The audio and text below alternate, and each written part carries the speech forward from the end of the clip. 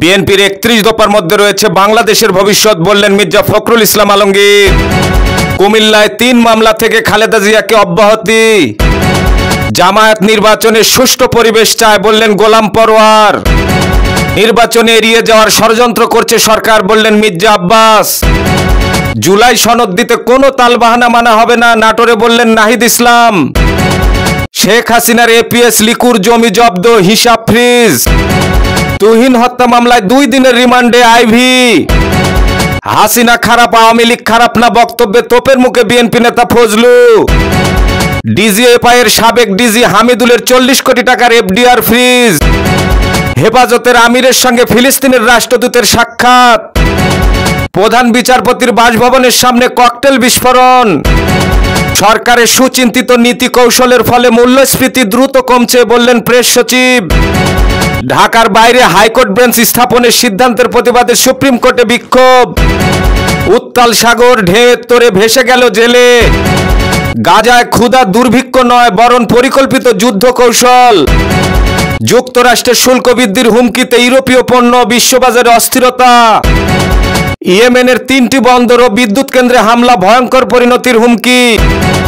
গাজীপুরের 100 কোটি টাকার সম্পত্তি আওয়ামী লীগ নেতা 2 ভাইয়ের কবজায়। টাঙ্গাইলে বাস সিএনজি সংঘর্ষে নারীসহ 3 জন নিহত।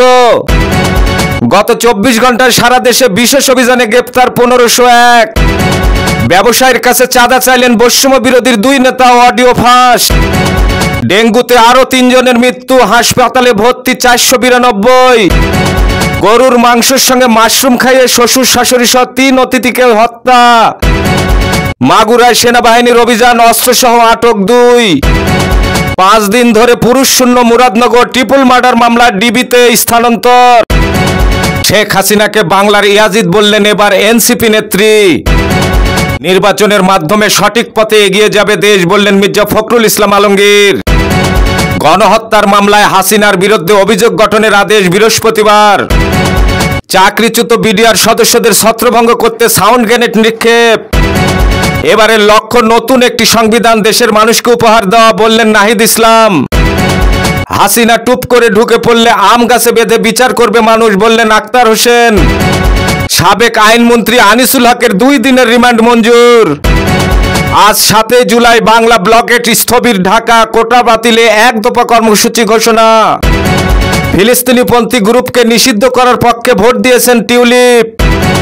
এবার গাজা থেকে ইসরায়েলের রকেট হামলা। সংশোধনী প্রস্তাব আনছে ঐক্যমত কমিশন, বললেন ডক্টর আলী রিয়াজ।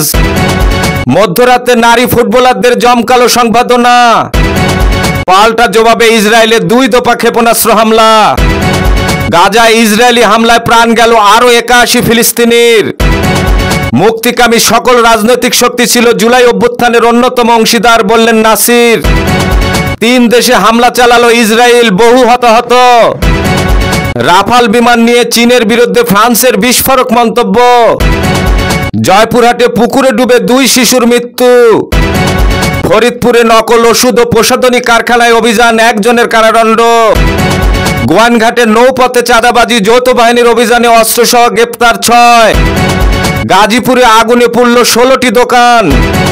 ভোলায় বিধবাকে ধর্ষণের পর ভিডিও ধারণ, 2 যুবকের বিরুদ্ধে মামলা। ইয়েমেনের 4 জায়গায় ভয়াবহ হামলা চালালো ইসরায়েল।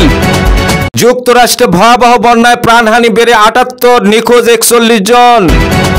ইসরায়েলের সঙ্গে বড়সড় যুদ্ধের প্রস্তুতি নিচ্ছে ইরান।